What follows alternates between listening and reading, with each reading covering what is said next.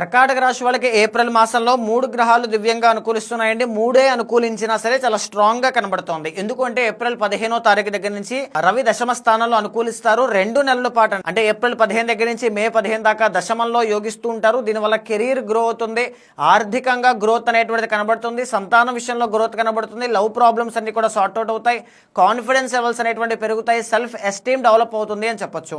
మే 15వ తారీఖు దగ్గర నుంచి జూన్ 15 దాకా రవి లాభంలో ఉంటారండి. అది ఇంకా చాలా బాగా అనుకూలించేటువంటి సమయము. ధనయోగం అనేటువంటిది పడుతుంది. అష్టమంలో బుధగ్రహ సంచారం అనేటువంటిది 11వ తారీఖు వరకు అనుకూలంగా ఉంది. విద్యార్థులకి కావచ్చు, ట్రావెలింగ్ చేయాలనుకుంటున్నా, కుటుంబ సమస్యలు ఏమైనా సాల్వ్ అవ్వాలనుకుంటున్నా 11వ తారీఖు వరకు అనుకూలమైనటువంటి సమయం.